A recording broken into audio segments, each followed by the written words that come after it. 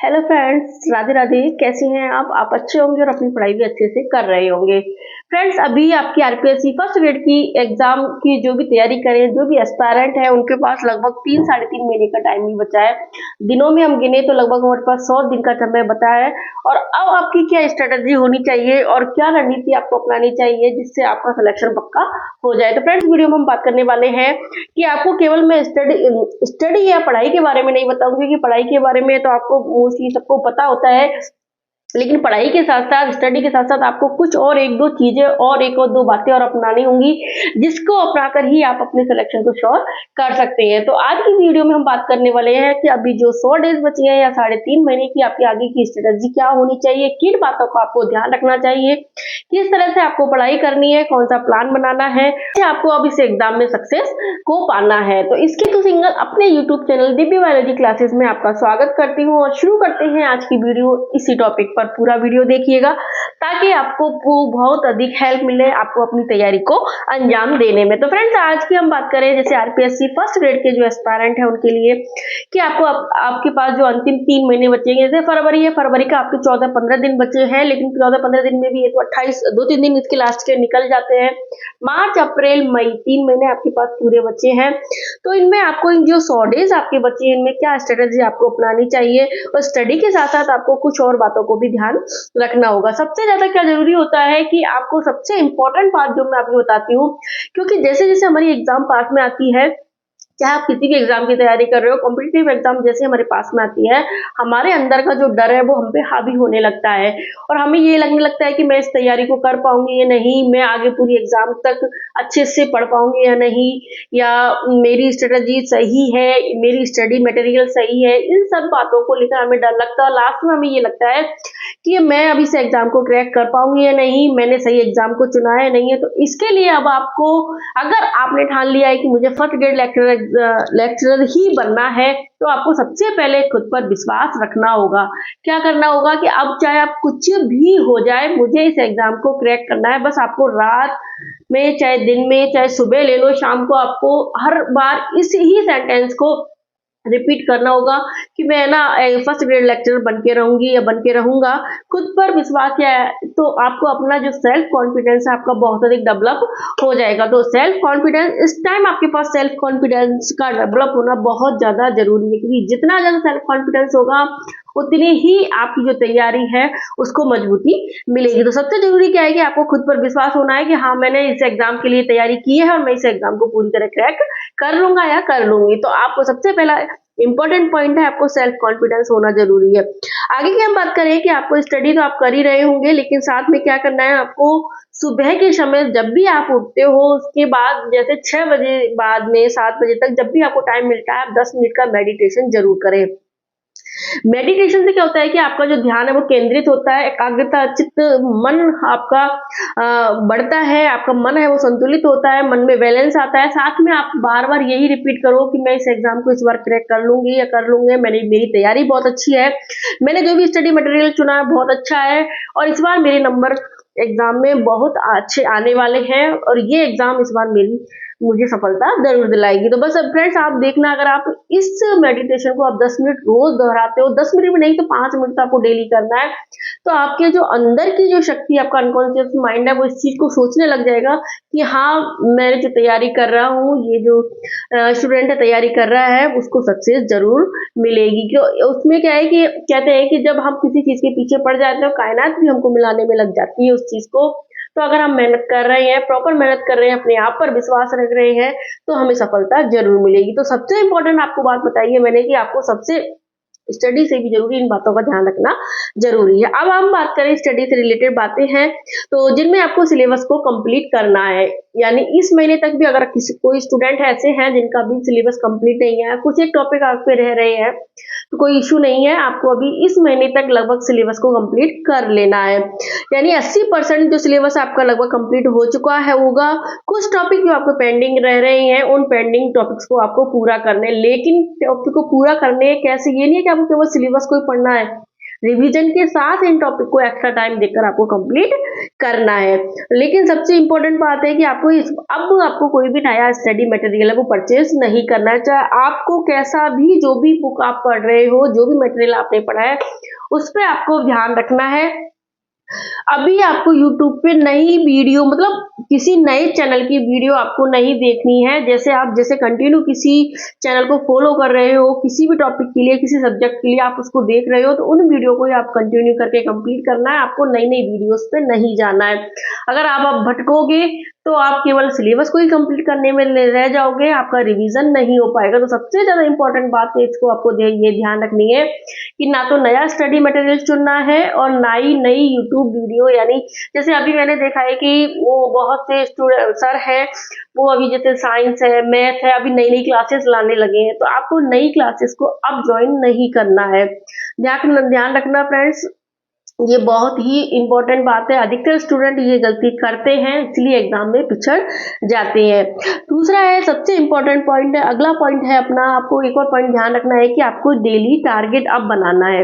यानी आपको अभी क्या करना है कि आपको जो डेली टारगेट प्लान आपको बनाना है। लेकिन डेली टारगेट प्लान बनाने का मतलब ये नहीं है कि आप कोई अपना, जैसे YouTube पे कोई बना रहा है डेली टारगेट, आपको बता रहा है कि मैं ऐसे ऐसे पढ़ती हूँ, ये टारगेट इस महीने में, इस दिन आप ये टॉपिक लेके चलो, उस दिन टॉपिक लेके चलो, आप उन्हीं को फॉलो करने लग जाओ। नहीं, आपका जो डेली टारगेट प्लान होना चाहिए वो स्वयं का होना चाहिए, किसी और का आपको फॉलो नहीं करना है। क्योंकि सबकी पढ़ने की स्ट्रेटजी अलग होती है, सबके टॉपिक्स अलग होते हैं, सबके पास मटेरियल अलग होता है, सबके पास टाइमिंग है वो अलग होती है। इसलिए फ्रेंड्स, आप किसी का गाइडेंस के रूप में आप दे सकते हो कि कैसे डेली टारगेट प्लान बनाते हैं, वो आपको देख सकते हो। अगर मुझे भी जैसे लगेगा तो मैं एक डेली टारगेट प्लान कैसे मैं बनाती थी उसकी एक वीडियो आपको डाल दूंगी, तो आप उसको देख के भी आप अपना जो डेली टारगेट प्लान है उसको फॉलो कर सकते हो। लेकिन ध्यान रखना, प्लान हमेशा खुद का होना चाहिए, कभी दूसरे के प्लान पे डिपेंड नहीं रहना चाहिए।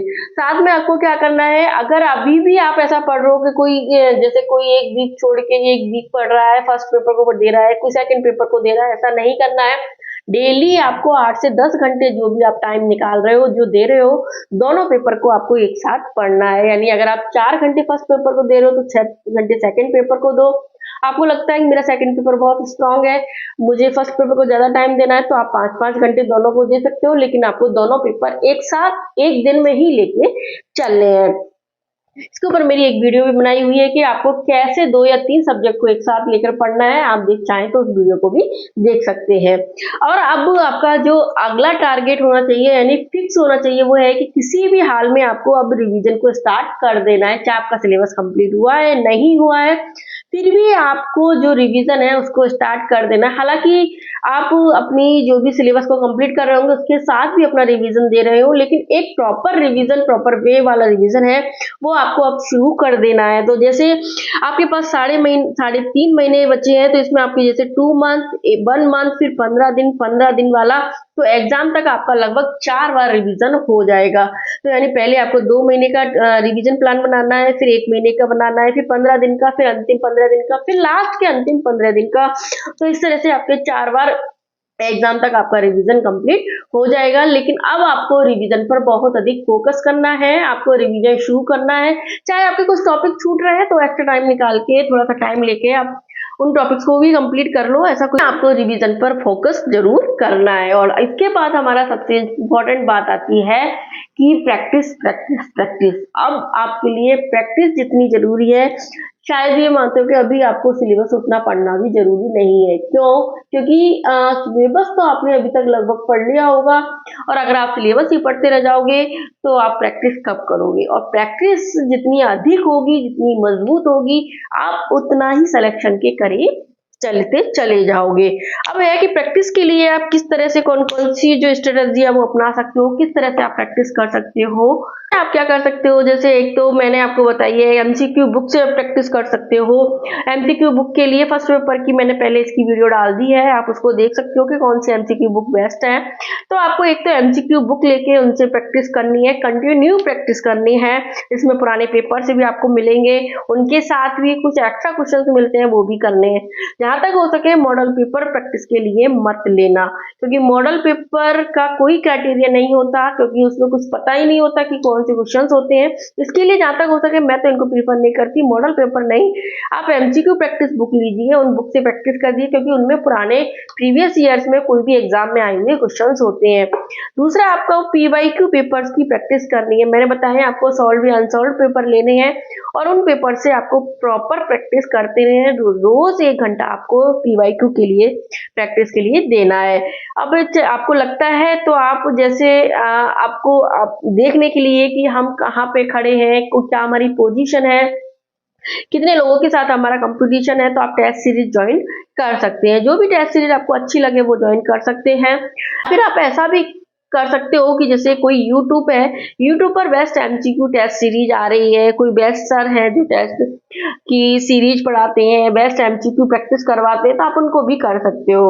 ये भी आपके लिए बेस्ट रहता है। अगर इनमें से आप कोई भी 1 या 2 जो है आपका प्रैक्टिस वर्क अपना लें और उनको आप प्रैक्टिस कर सकते हैं। इसके अलावा जब 2 महीने रहेंगे तब आपको कुछ नहीं करना है। अभी आपको लगता है तो आप किसी सब्जेक्ट के शॉर्ट नोट्स बना सकते हो। जैसे आपको लगता है कि मुझे इस सब्जेक्ट में थोड़ी सी प्रॉब्लम ज्यादा हो रही है, या फिर जो मैं पेपर बुक से पढ़ रही हूँ, जो सब्जेक्ट पढ़ रही हूँ वो थोड़ा लेंथी लग रहा है, तो आप उसके शॉर्ट नोट्स अभी बना सकते हो, अभी टाइम है आपके पास। लेकिन जब अंतिम 2 महीने रहेंगे तब आपको केवल रिवीजन पर फोकस करना है, तब आपको प्रैक्टिस पर फोकस करना है, तब आपको ना कोई शॉर्ट नोट्स बनाने हैं, ना कोई एक्स्ट्रा मैटर ऐड करना है। ठीक है। दूसरा सबसे इम्पोर्टेंट है सोशल मीडिया, शादी त्योहारों से आपको अब दूरी बना लेनी चाहिए।